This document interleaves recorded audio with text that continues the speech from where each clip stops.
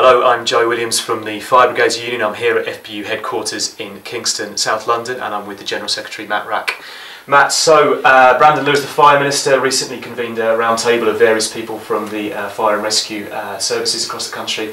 That was on fitness and capability of firefighters. How did that go? Yeah, well, fitness and capability is obviously one of the issues in our dispute on pensions, but it's only one. And Brandon Lewis, I think, it's trying to acknowledge that that's an issue. He convened a round table involving ourselves, fire service employers, chief fire officers and various other organisations in the fire service to look at what's in place currently about fitness, what's happening about capability, what people's views are. I think for us it confirmed very clearly that there is a risk, and that's confirmed by the fire service employers. There is a risk of firefighters as they get older facing this declining fitness, not being able to meet the standards, not being able to get their pension, and facing this choice, so-called, of either taking a massive reduction in their pension, almost half, or facing dismissal from the service. We don't think that's much of a choice. So I know that Mr. Lewis has now gone off to consider the round table.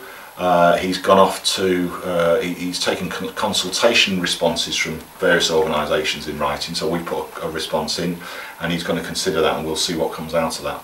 I think the one worrying thing for us that came out of it was that other people in the fire service, who you would have hoped better of, seem to have given up the ghost on this argument and saying that their job now is how do we implement a pension age of 60, how do we redesign the fire service to fit in with a pension scheme that doesn't really work. And that was disappointing to hear, especially as some of them are chief fire officers who've already taken their pension, who've got the biggest pensions in the fire service, and are now telling firefighters a lot less well paid and a lot younger that actually they've just got to like it and get on with it and get on with it. Disappointing stuff. The government's also, of course, launched a consultation on the contributions that firefighters would be paying under their proposals. What does that mean exactly for firefighters?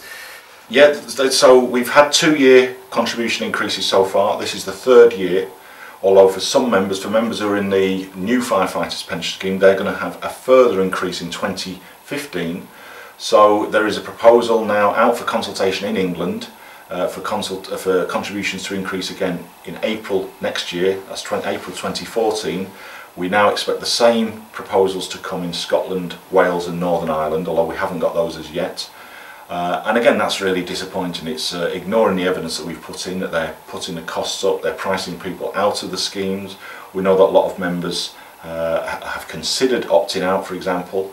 They haven't done, we've advised people not to, but our fear is in the longer term, gradually more and more people will opt out, and I think that's reflected in the fact that of new entrants to the fire service, whole-time new entrants, something like a quarter seem to be not joining the pension scheme. That's very worrying for the future. And again, it's unfortunately something that the government seem to be ignoring. They're just applying central government policy. You're having this contribution increase. We don't care if you're already paying a very high rate. That's what we're doing to you. I think it means, so for example, from next April, if those contribution increases go through, most firefighters taking home something like £1,650 a month will be paying £340 pension. That's a huge amount out of a pretty modest salary, £4,000 a year for a pension which we're not convinced will work, and where large numbers potentially face actually not getting that pension at the end of it. So it's very expensive already.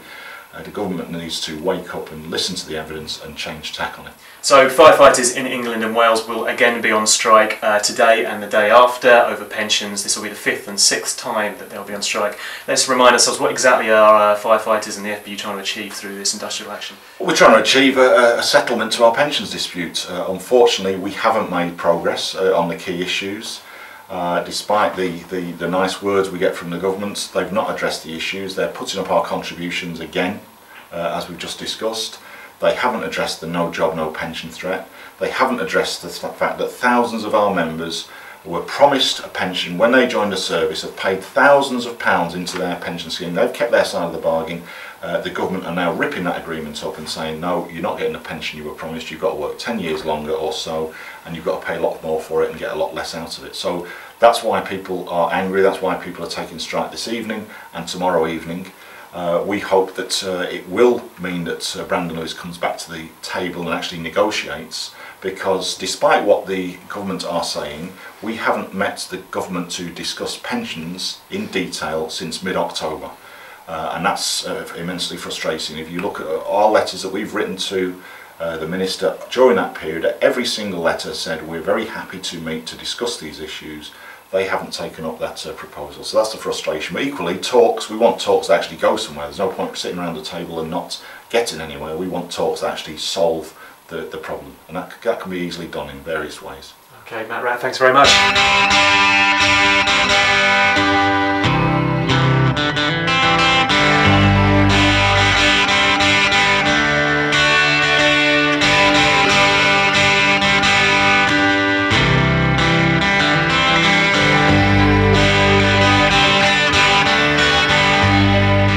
There's power in the factory, power in the land, power in the hand of the worker. But it all amounts to nothing if together we don't stand.